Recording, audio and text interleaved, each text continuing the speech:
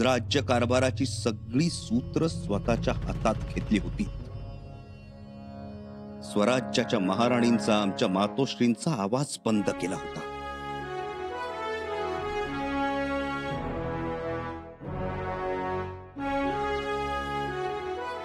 राणीनं राजा मारला.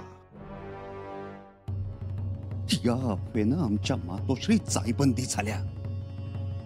जर आम्ही रायगडावर आलो तर जरूर त्यांना शिक्षा करू, या एकाच भावनेपोटी आमचा दुस्वास करू लागल्या. सगळं मोठ्या खुबीनं जमवून आणलं होतं तानाजी पंत, पण यश मिळालं नाही. तुम्हाला यश मिळालं नाही कारण आबासाहेबांची पुण्याई आणि रयतेचं प्रेम आमच्या पाठीशी उभं राहिलं.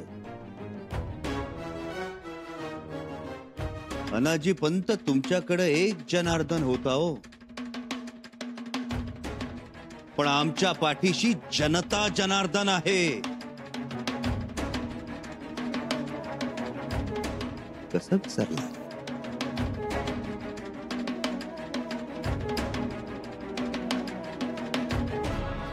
आमचे आबासाहेब गेले आणि तुम्ही सगळे सत्तांध झाला.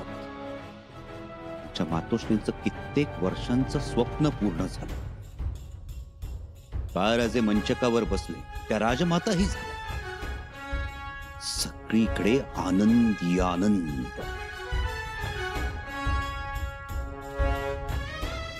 आणि या औट घटकेच्या आनंदाच्या भरात तुम्हाला ना काबूल ते बंगाल सल्तनत पसरलेल्या औरंगजेबाची थोरली फौज दिसली, ना सिद्धी दिसले, ना पोर्तुगीज दिसले, ना इंग्रज दिसले.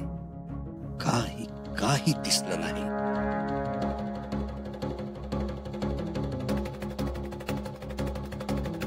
एवढ्या सोप्या वाटल्या गोष्टी तुम्हाला? लक्षात ठेवा, यापुढे कोणतीही गोष्ट सोपी नाही. आमच्या आबासाहेबांनी जेवढी कडवी झुंज देऊन हे स्वराज्य निर्माण केलं, त्याही पेक्षा कडवी झुंज देऊन आपल्याला हे स्वराज्य राखावं लागणार आहे. आणि म्हणून आम्ही आबासाहेबांना साजेसच वागलं पाहिजे.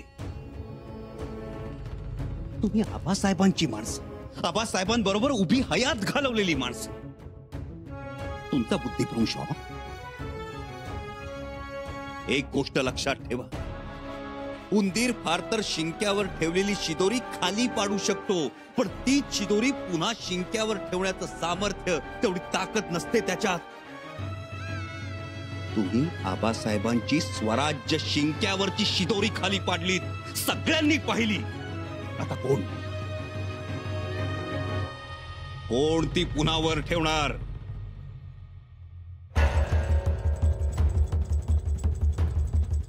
स्वराज्याच्या कठीण समयी चुकलात, खरी साफ चुकलात.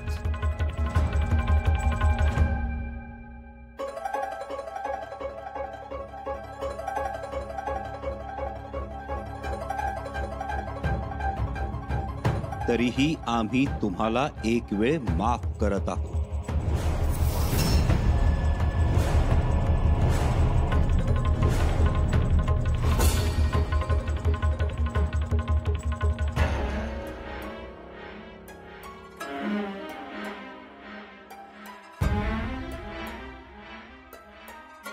आमच्या आबासाहेबांच्या पदस्पर्शानं पावन झालेल्या या मातीत आम्ही सूड घेणार नाही. पोरकटपणाने वागणार नाही, अविचार करणार नाही, स्वार्थी भावना जपणार नाही, की तुमच्या रक्ताच्या चिळकांड्या उडू देणार नाही. कारण आम्ही शिवपुत्र आहोत. तुम्ही आजवर स्वराज्यासाठी आणि रयतेसाठी केलेल्या त्यागाची, कामाची जाणीव ठेवून हा शिवपुत्र संभाजी तुम्हाला माफ न करता येणारा गुन्हा माफ करत आहे.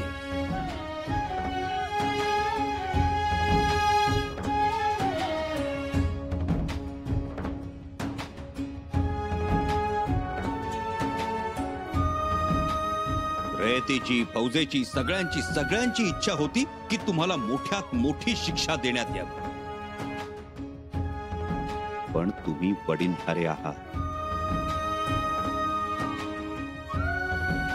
वडीलधाऱ्यांसारखेच राहा.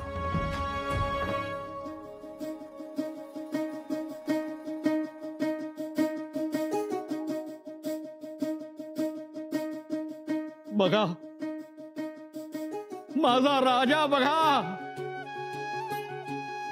कोण म्हणतं महाराज गेले म्हणून, ते आहेतच. त्यांनी न्याय केला, न्याय केला.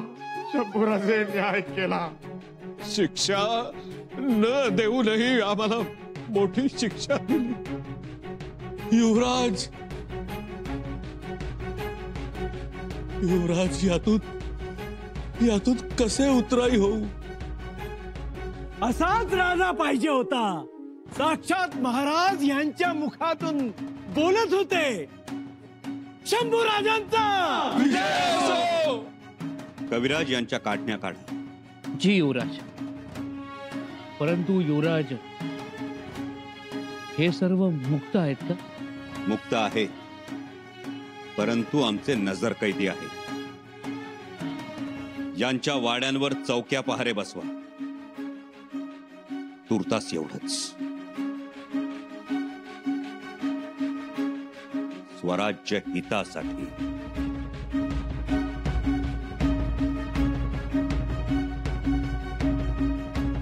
असू द्या चौक्या पहारे.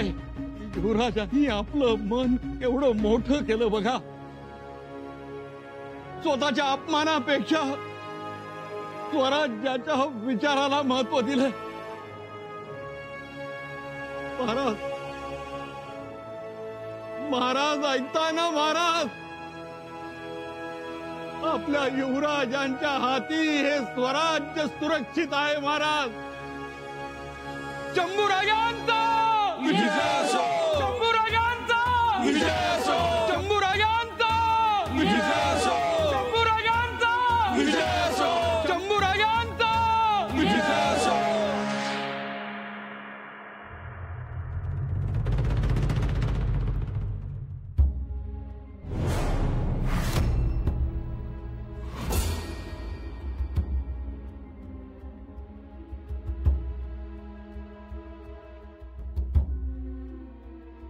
अक्कासाहेब, तुम्ही? का दादासाहेब? का माफ केलं त्या कारस्थान्यांना? अक्कासाहेब, निवाडा संपलाय. संपला असला तरी आम्हाला जबाब द्या. का माफी दिली? नंतर बोल. माफ करायचंच होतं तर पहिल्याच दिवशी करायचं होतं. अक्कासाहेब,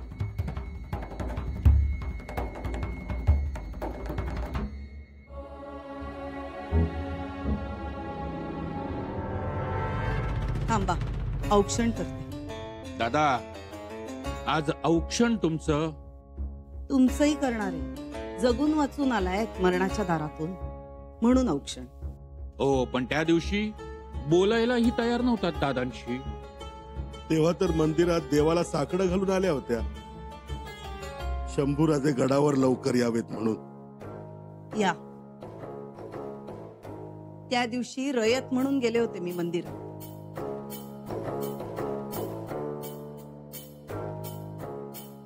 त्यानंतर निवाडा सुरू असताना कुंकवाची भीक मागायलाही गेले होते पुतळा राणी साहेबांकडे.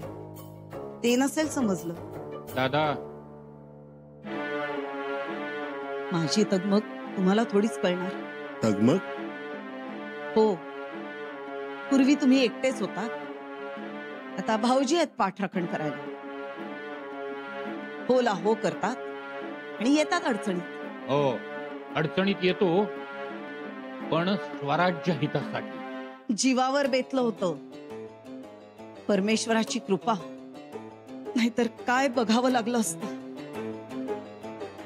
खरं तर शंभूराजेंच्या रूपानं महाराजांनीच न्याय केला. माझं आणि इतर पंतांच्या कुटुंबाचं कुंकू राखलं. शंभूराजे म्हणजे शंभूराजे. किती विचार केला, किती संयम दाखवला, किती त्रास झाला असेल त्यांना, पण न्याय मात्र न्याय्य दाखवला. आणि तुम्ही वाजवा टिमकी त्यांच्या संतापी असण्याची. हो, आहेतच ते रागीट तापट, पण दादाची मुत्सद्देगिरी त्यांच्या बुद्धीला वेटोळे घालून बसली होती. शंभूराजांची हालचाल बंद. भाऊजी, अहो डरकाळ्या काय कमी फोडल्या होत्या? हे करीन ते करीन, पण हवेतल्या हवेत विरल्या त्या. गप्प बसा तुम्ही भाऊजी. एकतर शंभूराजेंनी माणुसकी दाखवली, तुमच्या स्वराज्य सेवेची जाण राखली, तुमच्या वडीलकीचा मान राखला. आता मस्त्या उचापती नका करू. हात जोडते मी. सगळं थांबवा आता. कावेरी, चांगलं जीवदान मिळालंय. देवाचे आभार माना. पूजा अर्चा करत शांत राहा. उद्यापासून ग्रंथ वाचायला सुरुवात करा. कोणता ग्रंथ? रामायण की महाभारत? दादा, महाभारत बरा. महाभारत वाचा, पण शकुनीच्या नाही, सत्य धर्माच्या डोळ्यांनी वाचा.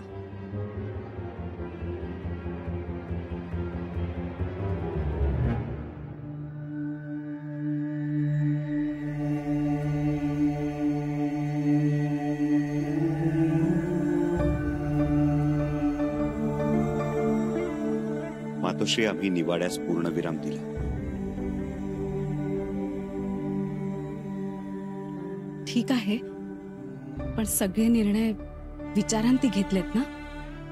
जी मातोश्री. कुठेतरी गफलत झाल्यासारखं वाटतंय आम्हाला. नाही अक्कासाहेब, काहीही गफलत नाही. मग कसे विसरलात एवढे अपमान? कसे विसरलात कटकारस्थान? कसे विसरलात त्यांचे निर्ढावलेले वागणे? बोला दादासाहेब, बोला. स्वतःला रुद्र म्हणवता ना? मग अचानक दयाभाव कसा उत्पन्न झाला? अक्कासाहेब, आम्ही कारभाऱ्यांना माफी दिली, पण त्यांचा गडावर झालेला अपमान, त्यांची अवहेलना ही सुद्धा काही कमी नाही. उलट अक्कासाहेब, आम्ही दिलेल्या माफीमुळे कारभारी आयुष्यभर पश्चातापाच्या आगीत जळत राहतील. त्यांची होरपळ होईल. आम्हाला नाही वाटत तसं. पश्चातापात होरपळण्यासाठी मनही तसंच असावं लागतं.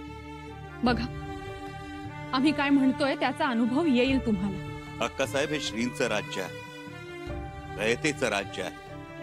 कारभारी आमच्याशी जे काही वागले ते वाईट होतं, खूप वाईट.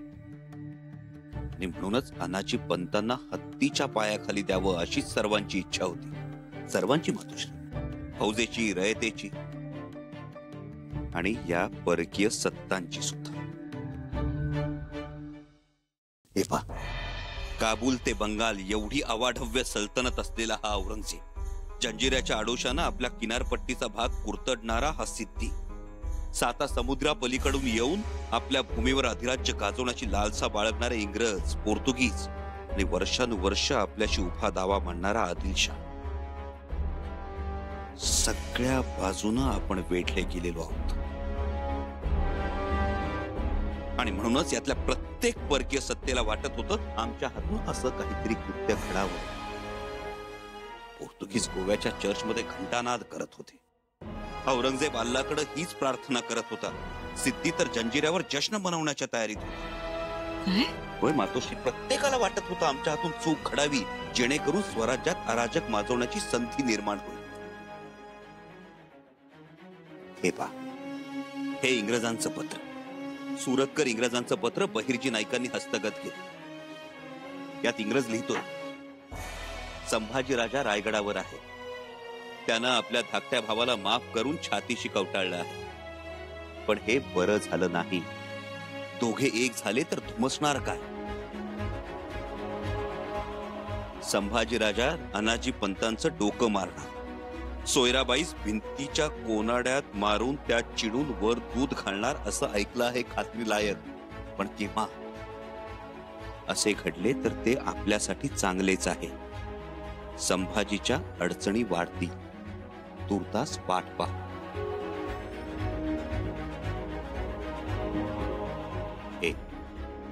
हे दुसरं पत्र आदिलशाहचं.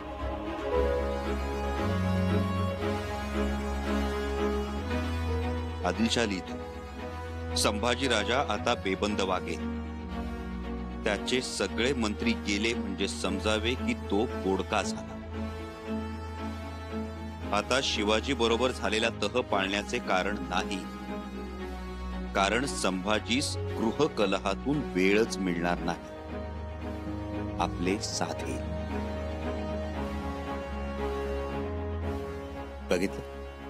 बघितलं या सल्तनती आमच्याबद्दल काय विचार करतात. आपल्या आबासाहेबांनी शत्रूच्या स्त्रीला आई मानलं आणि आम्ही मात्र आमच्या आईला शत्रू मानावं असं वाटतं तुम्हाला? मातोश्री, आम्ही केवळ संतापाच्या भरात बोललो. तुम्हाला भिंती चिडून का मारू नये ते सुद्धा मातोश्रींच्या दालनात. पण एवढासा आवाज सुद्धा किती सर्व दूर गेला पाहताय. आणि म्हणूनच आम्हाला आणखी सावध राहिलं पाहिजे. आमच्यासाठी नाही, आपल्या स्वराज्यासाठी. कारण या सगळ्या सल्तनतींची एकच सदिच्छा आमच्या पाठीशी आहे. ती म्हणजे आबासाहेबांच्या मागोमाग लवकरात लवकर स्वराज्याची वाताहत व्हावी. पण आम्ही गनिमी काव्यात तरबे जाऊ नसू तर काय शिकलो आम्ही आमच्या आबासाहेबांकडून? आपल्या आबासाहेबांनी बसत्यास उठतं केलं, उठत्यास चालतं केलं, चालत्यास धावतं केलं, ते का म्हणू? पुन्हा पुन्हा चुकलेल्या माणसांची समजी घालून त्यांना स्वराज्यासाठी झुंजतं केलं, ते का म्हणू? अक्कासाहेब, मंत्र्यांना मारून तुमचं समाधान होईल, आमचं समाधान होईल, पण स्वराज्याला काय फायदा? नाही अक्कासाहेब, माणसं मारून मग त्यांच्या थडग्यावर पणत्या आणि फुलं ठेवण्यात आम्हाला आनंद नाही, कदापि नाही. इथे आमचा वैयक्तिक भाव महत्वाचा नाही, महत्वाचं आहे ते स्वराज्य आणि त्या स्वराज्याचं हित. शंभूराजे अगदी खरं बोलला. मातोश्री, आमच्या आबासाहेबांना वाटत होतं की हे स्वराज्य आमच्या हाती सुरक्षित राहील. ते का? आम्ही सगळं निभावून नेऊ, आम्ही समर्थ आहोत हा विश्वास त्यांना वाटत होता. तो का? कारण लोकांना फक्त आमचा संतापीपणा माहित आहे, पण आमच्या आबासाहेबांना आमचा संयम सुद्धा ठाऊक होता. आग्र्याला जाताना पायाला टरटरून फोड आले, डोकं तापून नाकातून रक्त वाहू लागलं, पण आम्ही आबासाहेबांना सुगावा लागू दिला नाही. आग्र्यात असताना अनेकदा राजगडाची आठवण यायची, खूप आठवण यायची, पण कधी आबासाहेबांसमोर रडलो नाही. आमचे आबासाहेब त्यांना सगळं सगळं ठाऊक होत. खरंच तुमचे आबासाहेब सारं काही जाणून होते. आबासाहेबांकडून आम्ही हेच शिकलो की जीवाला जीव देणारी माणसं जोडावी, ज्यांच्यातील ऐब काढून टाकता येईल तो काढावा, प्रसंगी जाळावर धरून शुद्ध करावा, पण विवेक सोडू नये. आम्ही विवेक सोडला नाही.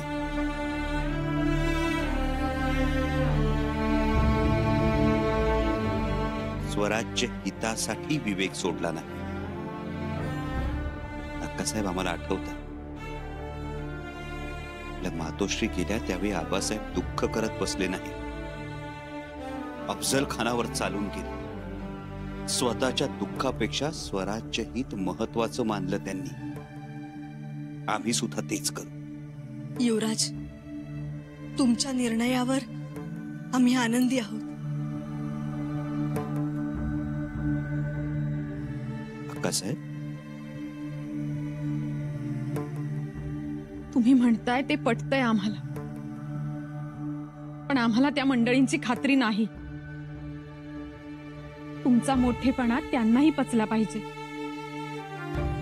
राणूबाई, पश्चातापानंतर सगळ्या गोष्टी कळतील त्यांना. कळाव्यात.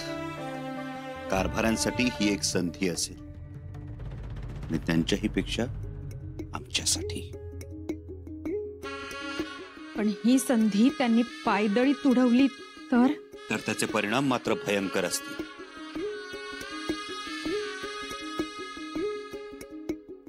पण आम्ही आई जगदंबेला कळकळीची विनंती करू, ती वेळ आमच्यावर येऊ नये.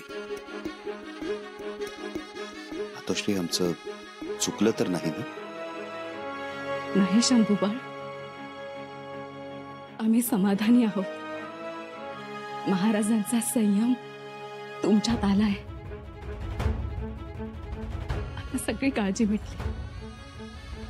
तुम्ही जे काही कराल ते गोमट असेल, हे खात्रीशीर.